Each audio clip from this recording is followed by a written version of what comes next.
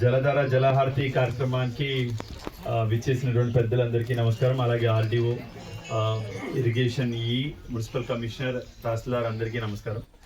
So గౌరవ ముఖ్యమంత్రి గారు ఇటీవల మనకి అనంతపురం జిల్లాలో జలధార జలహారతి కార్యక్రమం ప్రారంభించారు. మనందరం కూడా చూసాం ఈ కార్యక్రమాన్ని. సో గౌరవ ముఖ్యమంత్రి గారు ఎప్పుడు కూడా చాలా దురదృష్టితో రైతాంగానికి, సామాన్య ప్రజలకి అందరికీ కూడా నీటి లభ్యత ఉండాలి, వాటర్ సెక్యూరిటీ ఉండాలి అనే ఒక 10 సూత్రాల కార్యక్రమం తీసుకురావడం జరిగింది. దాంట్లో మెయిన్ కార్యక్రమం ఏంటంటే ఈ జలధార కార్యక్రమం. మనం దీనికి ఒక పేరు కూడా పెట్టుకున్నాం, మన పల్లె మన నీరు అని చెప్పి, మన ఊరు మన నీరు అనే ఒక కార్యక్రమం కూడా పెట్టుకున్నాం. ఎందుకు ఇది ఇంపార్టెంటో మీ అందరికీ తెలియాలి. ఎందుకంటే మన జిల్లాలో సగటున పడేటువంటి వర్షపాతం సంవత్సరానికి 550 మిల్లీమీటర్లు. అది కూడా లాస్ట్ ఇయర్ మనకి ఒక 3% తక్కువగా పడడం జరిగింది. మన జిల్లాలో ఉన్న మొత్తం మీడియం ఇరిగేషన్ ప్రాజెక్టులు 3, మైనర్ ఇరిగేషన్ చెరువులు 1180 ఉన్నాయి. 1180.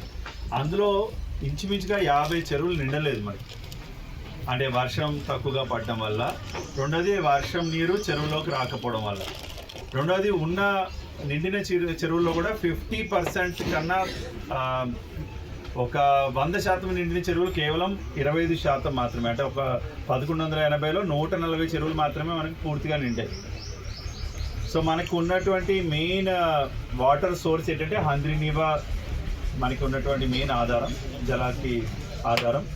అది మన గౌరవ ముఖ్యమంత్రి గారు అంటే ఆ ప్రోగ్రాంలో ఏంటంటే మనకి చెరువులు నింపాలనేది ఒక కార్యక్రమం కూడా ఉంది.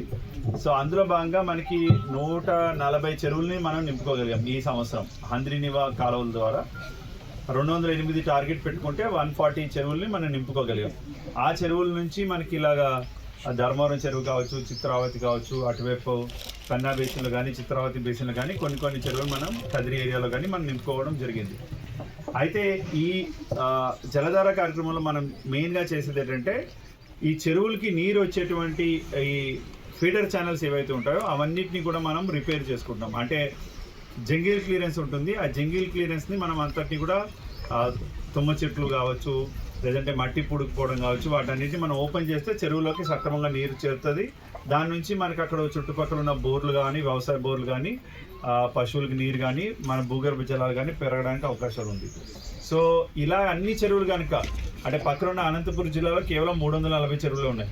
మన సత్యసాయి జిల్లాలో 1180 చెరువులు ఉన్నాయి.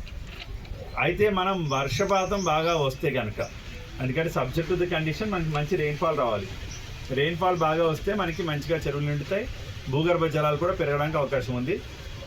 సో ఆ కార్యక్రమంలో మేము ఎక్కువగా గ్రామ సభలు పెట్టాము. అన్ని చోట్ల కూడా ప్రజలను అడుగుతున్నాం, ఎందుకు ఈ చెరువులు నిండట్లేదు అనే ప్రశ్న అడుగుతున్నాము. సో ప్రజలు చెప్తారు, సార్ అక్కడ మొరవ నుంచి నీరు లీక్ అయిపోతుంది, అక్కడ చెక్ డ్యామ్ కట్టాలి, అంతా కొండల్లోనే నీళ్ళు ఉండిపోతున్నాయి. సరే ఇలా పబ్లిక్ నుంచి కూడా వాళ్ళ ఒపీనియన్, లేదంటే ఆ చెరువు ఇప్పుడు ఇందాక ఆయన మన నీటి సంఘం చైర్మన్ చెప్పారు, కొంచెం అర్బనైజేషన్ అవ్వడం వల్ల గట్టుల్లో తెలియకపోవడం వల్ల కూడా కొంతమంది ఇల్లు కట్టుకోవడం కానీ, ఏదైనా ఆక్రమించుకోవడం కానీ చేయడం వల్ల కూడా ఈ కాలువలన్నీ కూడా సరిగా పారట్లేదని చెప్పారు.